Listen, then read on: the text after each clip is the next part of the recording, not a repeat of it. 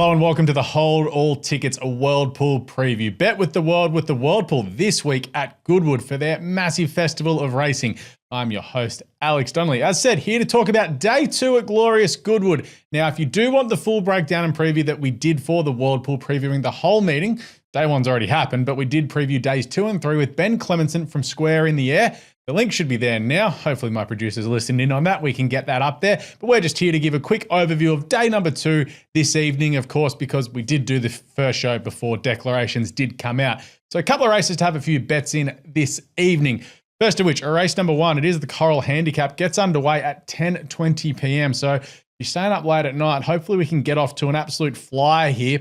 Going with number 2, Sing Us a Song for James Doyle, Watnan, a racing horse here. They are looking to have a big carnival. They are really aiming up at these carnivals this summer in the UK. Look, this horse was really good when winning first up of this season and then just absolutely bombed the start at Ascot. He was really well backed there. He started about $4. He was really well backed on the World Pool throughout there, but missed the kick and was all over. He actually did a pretty good job to beating 6.5 lengths there. Look, staying here at the 2,400 metres, you'd think if he can jump well and position himself in the run like he did up on speed first up from a spell, he'll be very hard to beat. I think he can get us off to a flyer for a winner here, and hopefully we can get a nice dividend on the World Pool there. Of course, the World Pool is in action across all 3 evenings of Goodwood. So last night, of course, Tuesday being the first, and Wednesday and Thursday. Of course, we will talk about the main event, the Sussex Stakes, coming up. But the next tip comes up in race number 3. It is the Hong Kong Jockey Club World Pool Molecomb Stakes for the 2-year-olds.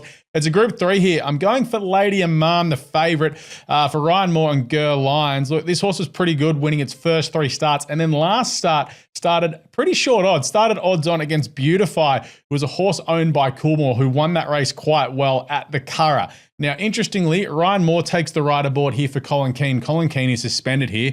Now, there's no real rhyme or reason as to why Ryan Moore's been picked by Ger Lyons, other than it's, Ryan Moore. But he would have a really good, I guess, sort of knowledge of how Beautify goes, and that's probably why he's taken this ride on Lady Imam. It is a Group 3. It's worth about 200 grand Australian, so it makes sense as to why Ryan's taking the ride here. And just the way that this horse has gone through its gears, I do think the step back to 1,000 metres is pretty suitable here. And down the straight there at Goodwood looks pretty hard to beat. But we do need to talk about the main event of the evening. It is the Qatar Sussex Stakes, over a mile here in Field of Gold. He's going to be very short. William Buick does take the ride for Colin Keane. And look, he was simply breathtaking at Ascot when absolutely dominating Henri Matisse there, winning by 3.5 lengths, running away from them. You can see here, he'll be very short on the World Pool. He's going to start probably the shortest price horse across the 3 nights on the World Pool this week. So backing him for a win really doesn't find us a lot of value there. So we're going to have an exacta here. So I don't mind having an exacta with Rosalion, who looks the most likely horse to run second. Of course, he was just touched off in the Queen Anne at Ascot. You would think now that he's 3rd up this season, he should be set to peak as well, because from all reports, when he was first up at Newbury, he did look quite fat and had a lot of improvement to come there. So 3rd up, big Group 1, does look set to peak. Of course, Field of Gold does get 3.5 kilos off in the weight allowance there, being a 3-year-old.